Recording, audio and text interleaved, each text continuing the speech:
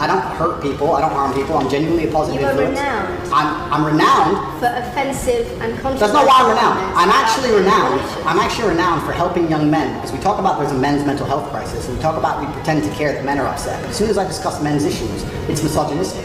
It doesn't have to be gender. Just because I believe men have a point of view and men have rights and men are allowed to think and believe and act a certain way that helps them internally, that doesn't mean it's anti-female. In fact, I believe it's actually pro-female. I think when a man is true to his influence and true to his essence and he's good within himself, he's a positive influence in the world and he's positive for the women around him. So just because I discuss men's issues, people say, oh, you're anti-woman. I'm not anti-woman, I love women. Why are so many women saying that when their boyfriends start following you, they're not. They experience more control? So many. They experience How many? more abuse? How many? Enough.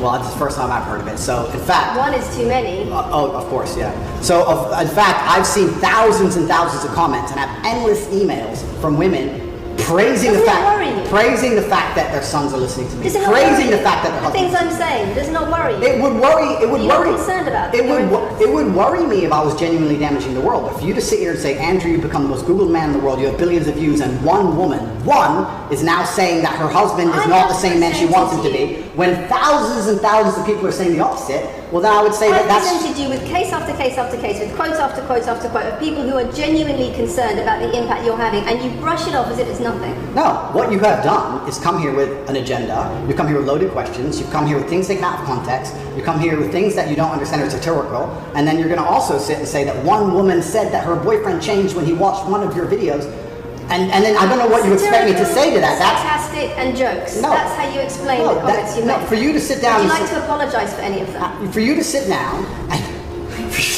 For you to sit down...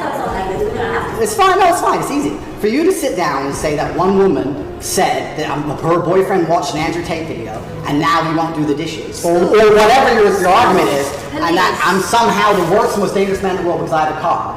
It's just disingenuous, and I'm enjoying this interview very much because this shows the world. It's great. It shows the world the truth about the legacy media because they beg me for interviews. They beg me, you have been begging me for months, please, we need to be relevant. And then you come here with loaded questions trying to paint a picture of me, which is completely and utterly false.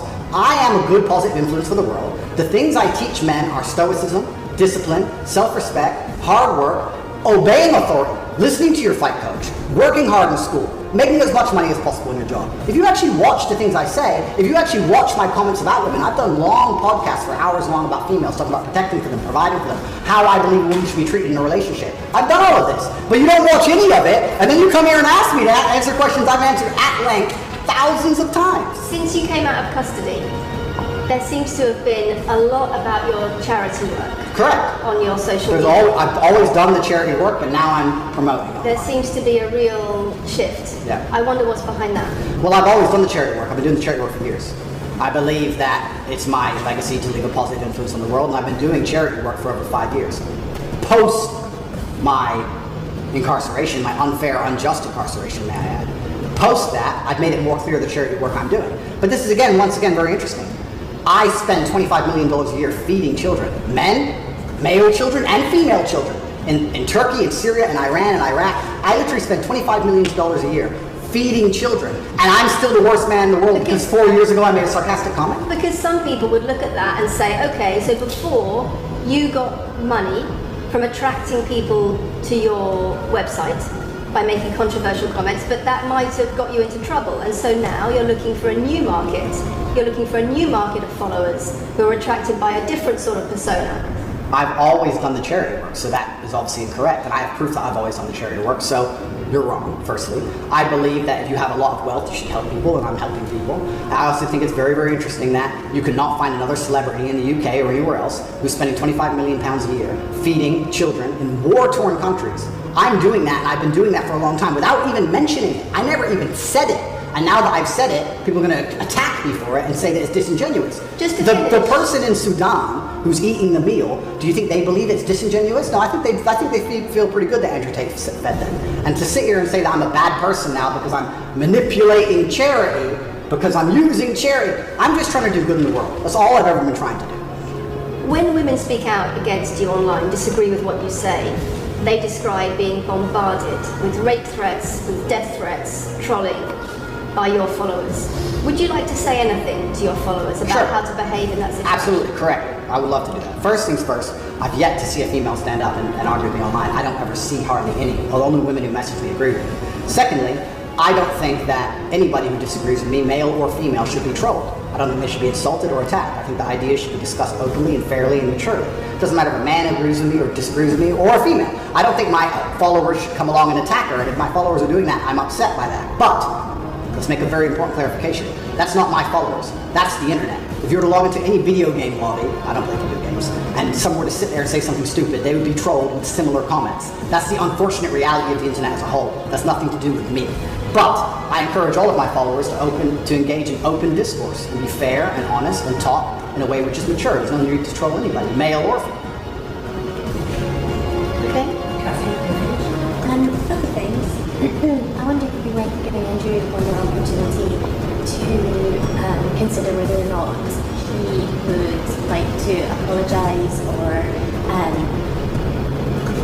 give an indication of how he feels about the allegations that he has negatively influenced young people in the UK. And secondly, I think we should put on record that this interview is taking place in your house because you're under house arrest. If it were not for that, then we would have chosen another location. I'm sure we would have negotiated that between us. So I think that's just one thing.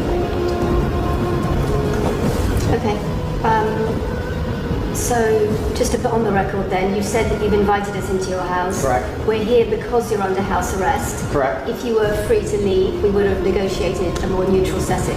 Don't you think, as the BBC, it would be very interesting to come here and discuss the fact that I was put in a dungeon for 92 days and then locked in house arrest without charge? Don't you think that's a far more interesting conversation than old YouTube snippets? Don't you think that would be interesting? You're here under house arrest because there's an ongoing investigation into rape and human trafficking allegations against you. Correct. I've been incarcerated without charge. And don't you think the rape allegation it's been dropped? Has been incarcerated for. Correct. So I'm incarcerated without charge, and I think that would be a far more interesting conversation. But then I guess Julian Assange is incarcerated without charge, and nobody's interested in that either. So if you actually wanted to do some genuine journalism and investigation, we could talk about the fact that an innocent man who is yet to be charged with a crime has had his liberty deprived of him. And I think that would be a far more interesting angle than talking about me being the most dangerous man in the world beside the car. And this question about schools being very worried about your influence. Yeah. Boys in primary school, or boys as young as 11 are quoting you at school, Yeah. attacking girls, refusing to respect female teachers. Yeah. Would you like to say anything about that? I'd like to say a lot. First things first, as I've repeatedly said, and the only reason I keep repeating it is because I'm sure this interview will be edited.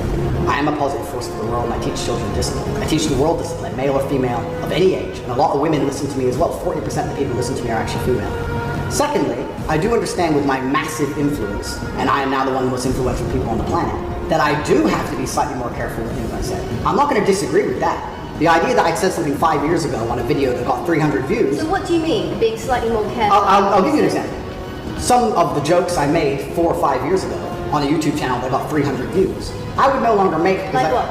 Like the OnlyFans joke, the one you mentioned repeatedly. She said, "My man's car is my car." And then she said she did OnlyFans. And I said, "What you saw on OnlyFans?" She said, "My tits." And I said, "Well, those are your man's tits." As a joke, ha ha ha, everybody laughed.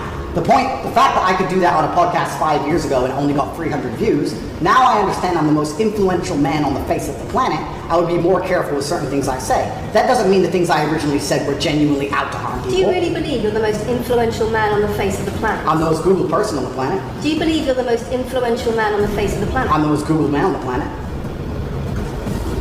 I think we're done.